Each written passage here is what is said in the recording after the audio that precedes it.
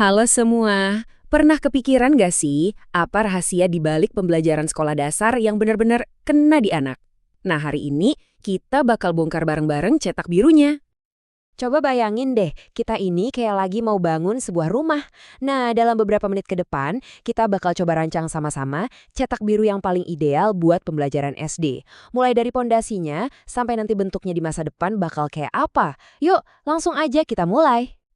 Oke, kita mulai dari dasarnya dulu ya. Intinya nih, pendidikan dasar itu proses yang super penting buat anak-anak umur 6 sampai 12 tahun.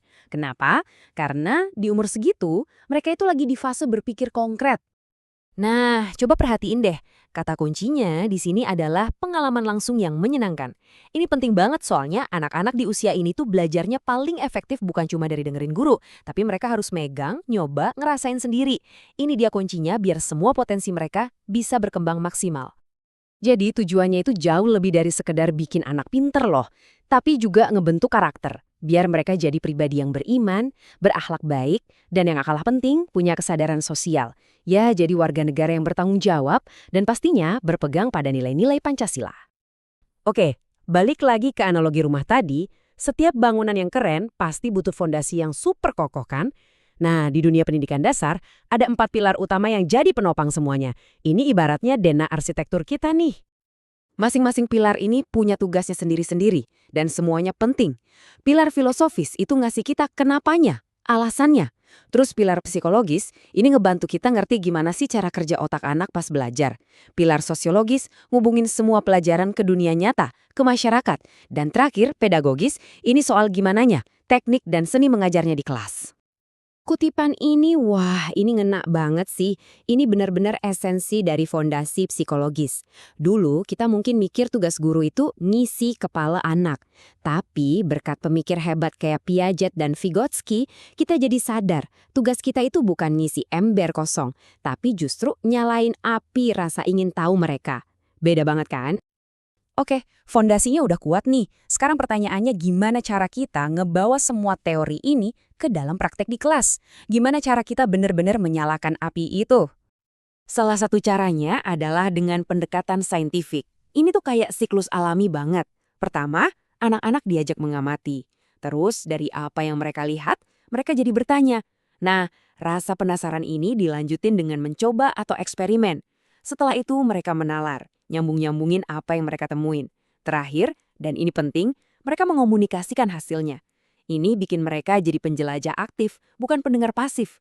Jauh lebih nempel di otak daripada sekedar hafalan. Tentunya, pendekatan saintifik bukan satu-satunya alat di kotak perkakas guru ya. Masih banyak model keren lainnya. Ada misalnya pembelajaran berbasis proyek, di mana siswa beneran bikin sesuatu. Ada juga yang berbasis masalah, jadi mereka dikasih tantangan di dunia nyata buat dipecahin. Intinya sama, bikin pelajaran jadi relevan dan hidup. Nah, sekarang kita masuk ke bagian yang lebih praktis lagi. Strategi-strategi jitu yang bisa dipakai guru di kelas. Ini nih bumbu rahasia yang bikin cetak biru kita jadi bener-bener hidup dan berwarna. Coba deh kita lihat, semua strategi ini nyambung banget sama model yang tadi kita bahas. Pakai alat peraga atau benda asli, itu biar konsep yang abstrak jadi gampang dipahami. Kerja kelompok, itu buat ngasah skill sosial mereka. Kasih pujian, itu buat pompa semangat. Semuanya saling ngedukung, jadi satu kesatuan yang kuat. Oke, teori-teorinya udah dapat ya. Biar lebih kebayang, gimana kalau kita lihat contoh nyata? Gimana sih semua fondasi, pendekatan, dan strategi ini kalau digabungin dalam satu proyek kelas? Yuk, kita bedah kasusnya. Keren banget kan?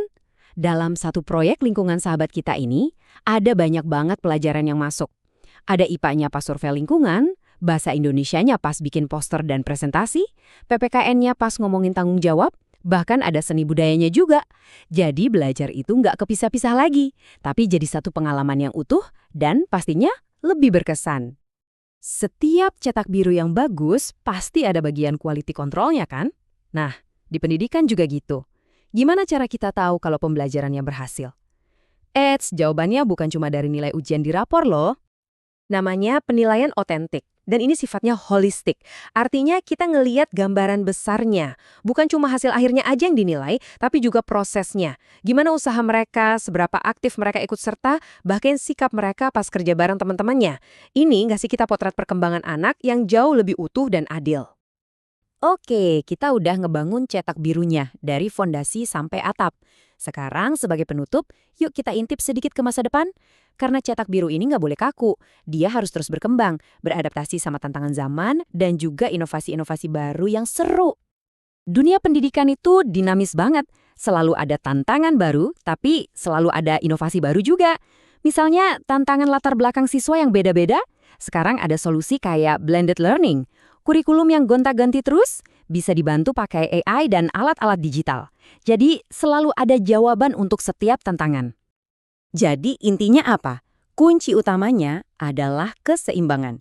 Kita harus pegang kuat fondasi dan prinsip-prinsip dasar yang sudah terbukti bagus, tapi di saat yang sama, kita juga harus terbuka, mau beradaptasi, dan nyobain cara-cara baru yang lebih efektif buat menyalakan api di dalam diri setiap anak. Nah, sebagai penutup, saya mau lempar satu pertanyaan buat kita pikirin bareng-bareng. Menurut kalian, inovasi mana sih yang bakal ngasih dampak paling besar buat kelas-kelas kita di masa depan? Apakah AI? Apakah proyek berbasis komunitas? Atau mungkin ada hal lain? Yang pasti, masa depan pembelajaran itu lagi kita bangun sekarang. Dan itu seru banget. Terima kasih sudah menyimak.